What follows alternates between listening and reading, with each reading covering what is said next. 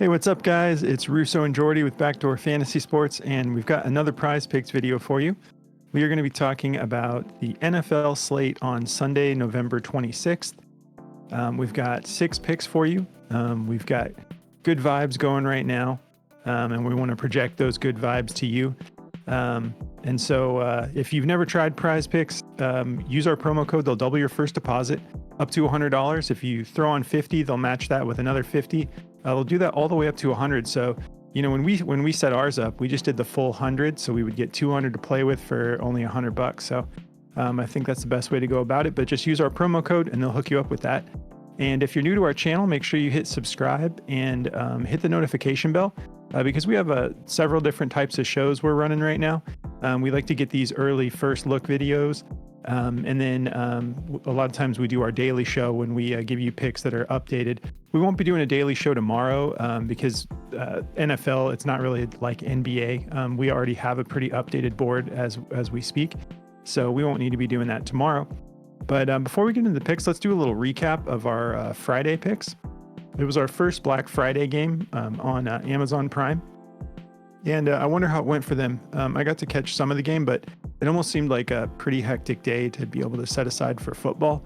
I feel like they were kind of, incentivizing like just shop at home from Amazon and catch the game, So hopefully it worked for them. But for me, I was like, that's kind of a busy day. I didn't get to catch all of the game. But anyways, on to our picks. I had Raheem Mostert for over 61.5 rushing yards and Jalen Phillips for more than 0.25 sack. And Raheem Mostert killed this. He went for 94. And Jalen Phillips ended up getting a full sack. So Yeah. that worked out.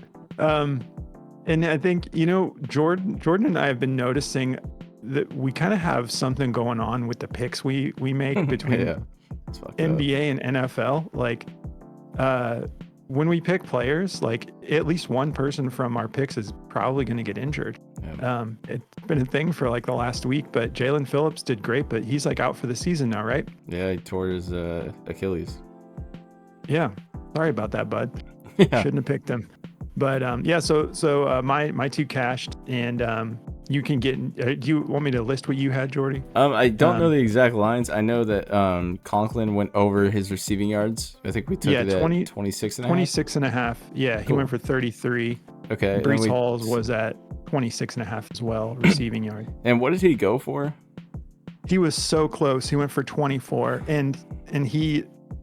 I mean, like, it was one of those negative game scripts. They were down so much. They they brought in Dalvin Cook. We had the data right on that. Yeah. Like, so we literally said that they were going to be playing from behind and they're going to be throwing it to Brees. What the crazy thing is when I took it, usually on the late night videos, we get these picks super discounted. That pick went to 23 and a half.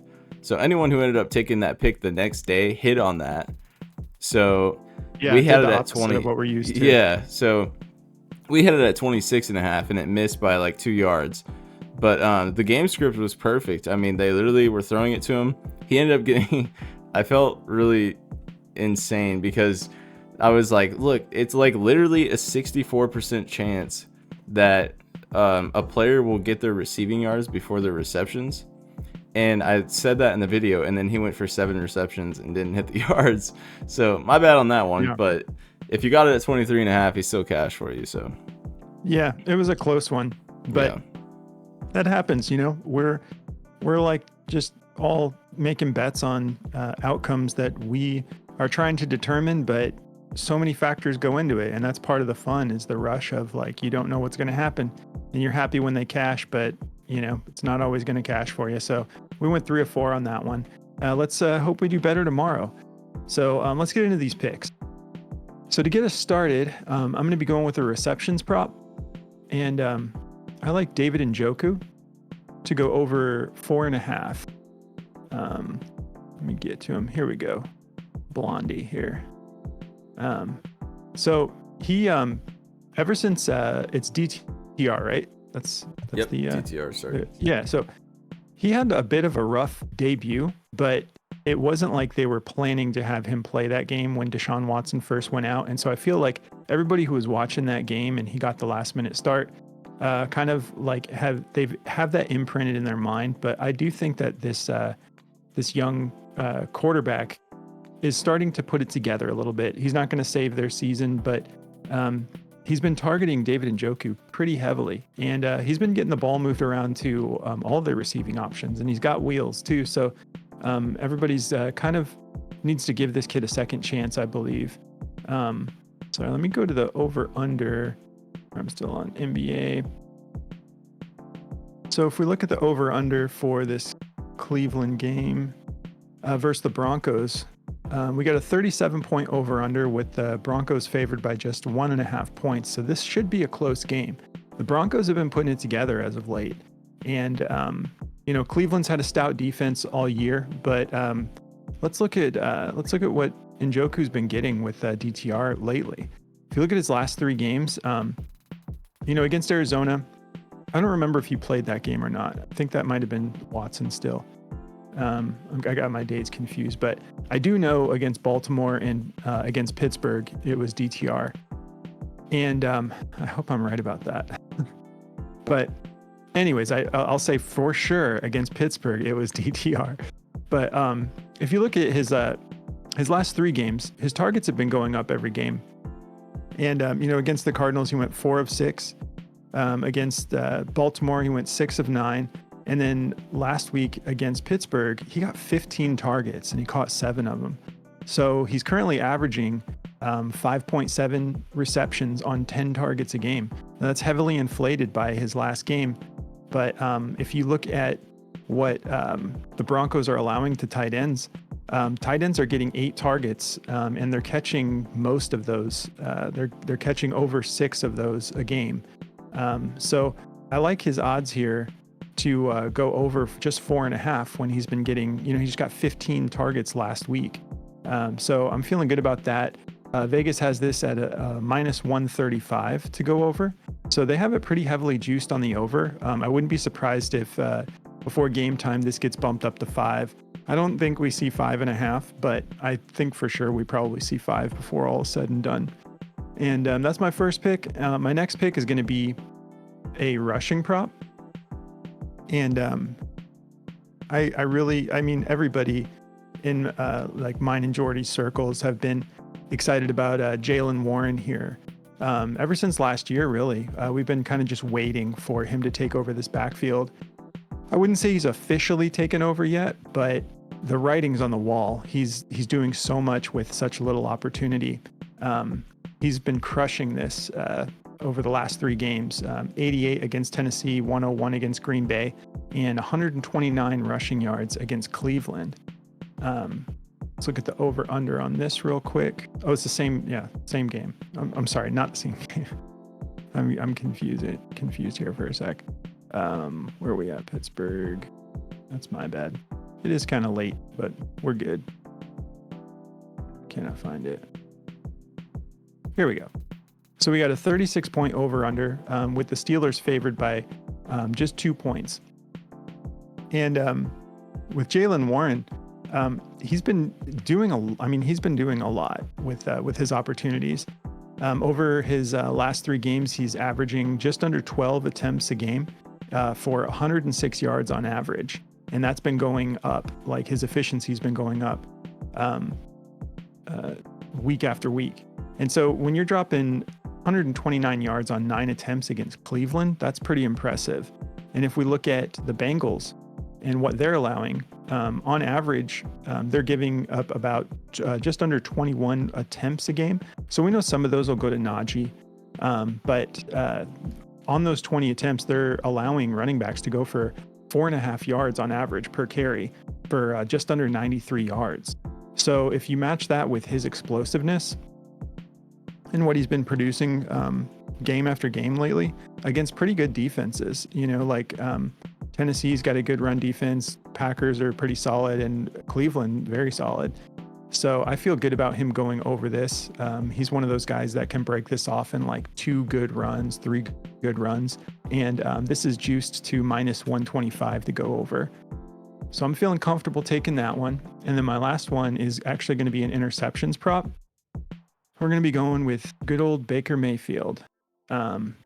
He's thrown picks in his last 2 games. San Francisco is a solid defense. You kind of expect that a little bit. Tennessee, they're kind of known for being a pass funnel defense. Teams can usually get the job done through the air against Tennessee.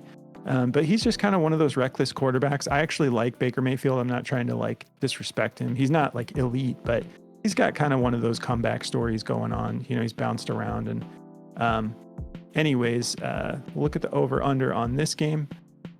We got a 45.5 over-under with the Colts favored by just 2.5. So should be a close game. And like we said, with football, you don't really have to worry you learn something from a blowout. You learn what the game script's going to go to, but you don't have to worry about your players sitting, or anything like that too much. And unless it's a case Breece Hall at the very end of the game where he's not getting those extra receptions, receiving yards we're looking for. But anyways, I do like that it's 45.5 because I think that's going to be a high scoring game. And the Colts have been known to be in a lot of games like that this year. If we look at what he's averaging, he's throwing on average over the last 3 weeks. He's averaging just under an interception a game, and he had a few beyond that as well. But if we look at what the Colts have been doing this entire year, they've been averaging over an interception a game against quarterbacks. And if you look at against the Patriots last week, they had 2. That's expected. But if you look at against the Panthers, you've got a young Bryce Young here. But they still grabbed 3 from him. And then the Browns, they grabbed 2. The Jaguars, they grabbed 1. If you just look at they're kind of grabbing 1 just about every game. They're averaging more than 1 per game on the whole season. So I like his odds of, putting up a good effort, but I think that 1's going to get away from him in this game. And Vegas has this juiced at -125. So those are my 3 picks I feel comfortable with. No guarantees, obviously. Like we always say, nothing's ever a lock. But I feel comfortable. I'll definitely be playing these tomorrow. All right, Jordy, what do you got for us, bro? Yeah. To get me started, I do like that Baker prop, by the way. I was looking at that one myself, and Indianapolis has been getting into these crazy shootouts, so that's a great one. So for me, to start me off, I'm going to be going with a receptions prop here, and I'm going to go with my man Joe Mixon to go over 2.5 receptions. If you look at what he's been doing over the last 5 games, he's averaging 3.5. A lot of that is because Cincinnati's been getting down a lot, so they're getting into these pass-heavy situations where they have to throw the ball, and Mixon's a good pass-catching back. He was good in college at that, and he's good now. So I like him to go over this. And if we look at what Steelers are giving up to running backs, they're giving up on average just about 4 receptions a game. For, the yardage doesn't matter, but we're looking at the targets and the receptions. So they're giving up 6 targets to running backs and on average about 4 receptions. So I like this, and Vegas has it at a -130. MGM and the rest of them, they all have it at 130. So they're expecting the Steelers to get ahead in this game, and I think that's why the script is laid out for us like this. So I like him to go over that. And then my next one, I wish we had this at 4.5, but I like it at 5. I'm going to take Tank Dell. He's been the target for Stroud this year so far. In the beginning, he was throwing more to Nico Collins. I traded for Nico Collins in Dynasty, so I'm a little depressed about that. But Tank Dell is officially taken over that wide receiver 1 role, in my opinion. He's super explosive. He's fast, and he's just been open all the time. So I think, this is a -155 at 4.5, and at 5 is a -125. So I like it to go over. I mean, I don't think he should have any problem. If we look at what Jacksonville is giving up to wide receivers, on average, they're giving up 19 targets and 12 receptions. Now, that's, of course, to all the receivers. But if we look at their, let's see here. If we look at their yards, they're giving up sixth worst in the NFL right now. So, their completion percentage is not far behind either, which is what we want when it comes to receptions. Obviously, we don't really care about the yardage, but their completion percentage is like in the middle of the pack. So, they're giving up 64% when it comes to completions. So I don't think CJ Stroud, who's been, slicing and dicing every defense this year, is going to have a problem getting him 6 receptions when he's been going for over that in the last 3 games. I think he's averaging like 6.8 over the last 3 games. So I feel good about this one. I'm going to be taking the over on that. I've just watched enough of this guy in the last couple weeks to feel comfortable with this one. So for my last pick, I'm going to be going with another receptions prop. I'm going to be going with Amari Cooper. I know it's DTR, but DTR has looked a lot better in his last outing. So I'm really comfortable with him to go over this. Let me just type him in. DTR looks a lot more comfortable now. And I think, the jitters have left him. And I feel comfortable with him hitting this. It's at minus 135 at 3.5, and MGM has it at a minus 140.